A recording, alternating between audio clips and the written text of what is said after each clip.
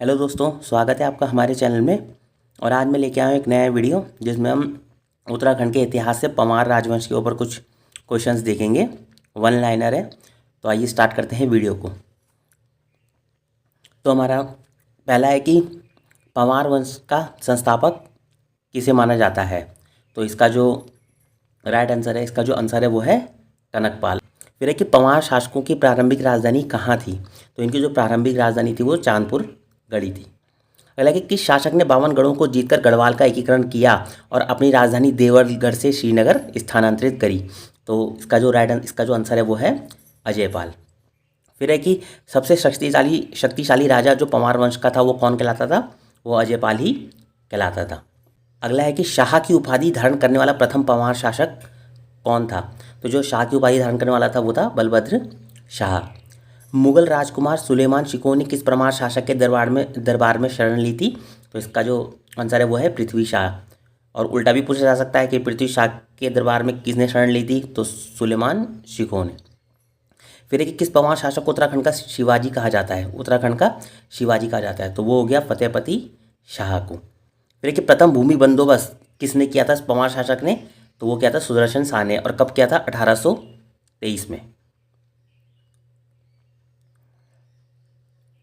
अगला है कि गढ़वाल में विनाशकारी भूकंप किस पंवार शासक के शासनकाल में आया था, जिसे गढ़वाल का हुमायूं, और उसी को गढ़वाल का हुमायूं भी कहा जाता है जिसके उसमें आया था। तो इसका जो आंसर है वो है प्रद्युमन शाह। कब आया था 1803 में। तो क्या है कि भूकंप किस पंवार शासक के उसमें आया था शासनकाल में। तो प्रद्युमन शाह के उसमें आया था। और प्रद्युमन शाह को क्या कहा जाता है, गढ़वाल का हुमायूं भी कहा जाता है। अगला कि खुड़बुड़ा का युद्ध किसके बीच हुआ था जिसमें प्रद्युमन शाह वीरगति को प्राप्त हुए थे। तो जो खुड़बुड़ा का युद्ध हुआ था वो हुआ था प्रद्युमन शाह और गोरखाओं के बीच में। और ये कब हुआ था, ये हुआ था 1804 को। यानी कि खुड़बुड़ा का युद्ध 1804 में प्रद्युमन शाह और गोरखाओं के बीच में हुआ था, जिसमें प्रद्युमन शाह मारा गया था।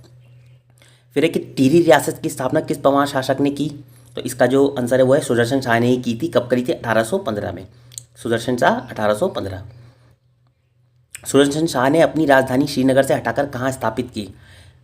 टिहरी में की। श्रीनगर से हटाई और कहाँ की, टिहरी में की।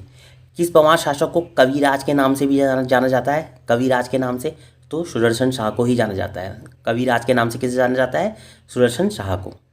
फिर टिहरी में प्रतापनगर शहर की स्थापना किस शासक ने की। तो प्रताप शाही ने की होगी। प्रताप और कब की थी 1877 में। 1877 में।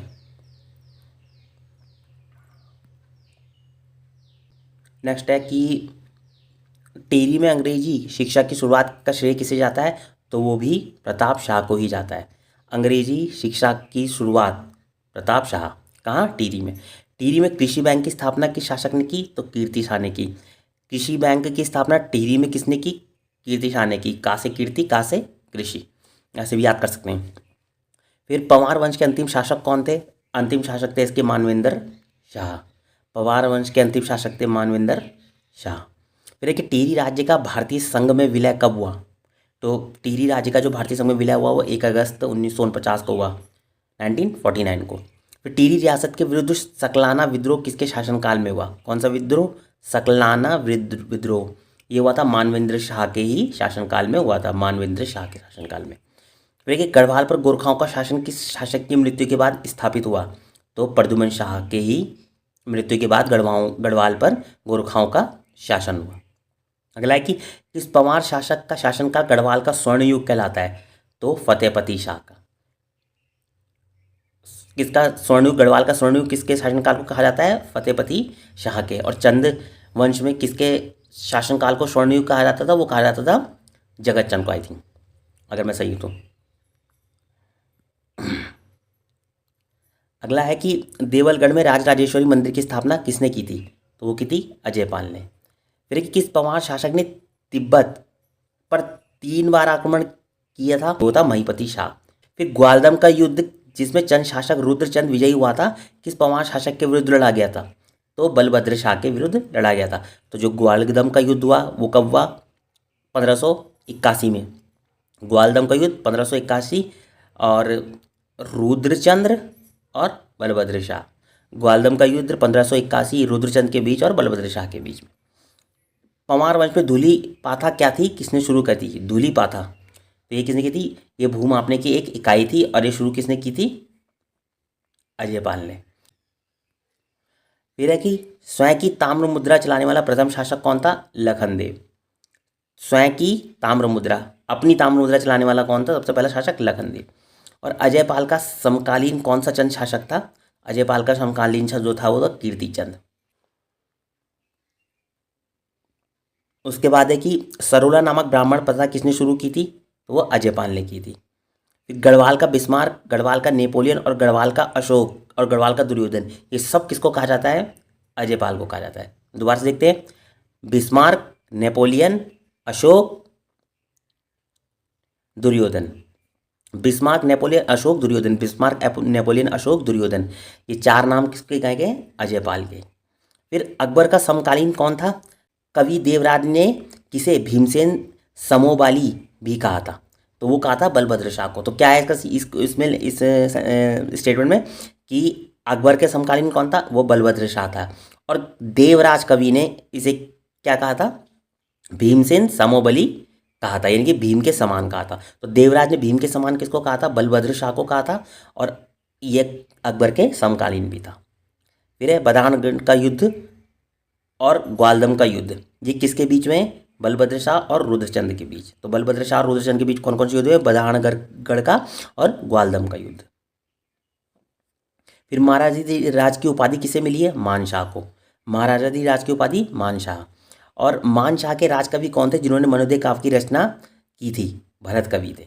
तो मानशाह के जो राजकवि थे उन्होंने मनोदय काव्य की रचना की थी, वो थे भरत कवि। और किस भाषा में करी थी? तो ये की थी संस्कृत भाषा में। अगला है कि जहांगीर ने किस शासक को एक घोड़ा और एक हाथी उपहार दिया था? तो श्याम शाह को दिया था।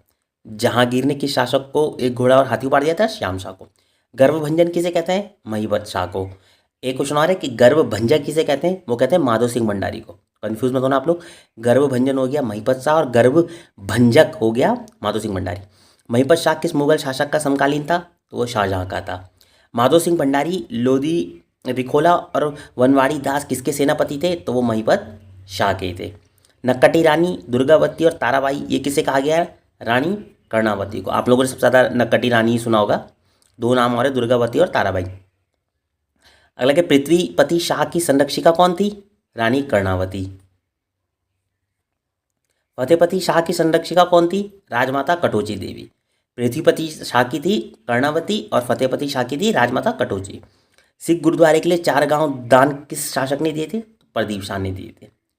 हर्षदेव जोशी ने कुमाऊं पर आक्रमण करने के लिए किसे आमंत्रित किया था? ललित शाह को किया था। हर्षदेव जोशी ने कुमाऊं पर आक्रमण करने के लिए किसको आमंत्रित किया था? तो ललित शाह को किया था। बागवाली पोखर युद्ध हुआ था कुमाऊं और गढ़वाल के बीच में। कुमाऊं से मोहनचंद, गढ़वाल से ललित चंद। तो ये कब हुआ था? ये 1777 में हुआ था। तो बगवाली का युद्ध, बगवाली पोखर का युद्ध हुआ था, वो कुमाऊं और गढ़वाल के बीच में हुआ था। कुमाऊं से था हमारा मोहनचंद और गढ़वाल से था हमारा ललित चंद। और कब हुआ था? 1777 में। तो दोस्तों ये थे कुछ पंवार वंश के ऊपर कुछ क्वेश्चंस, वन लाइनर। तो अगर आपको वीडियो पसंद आई हो तो आप इसे लाइक शेयर सब्सक्राइब जरूर कीजिएगा। बाकी मिलते हैं अगले वीडियो में, तब तक के लिए बाय बाय।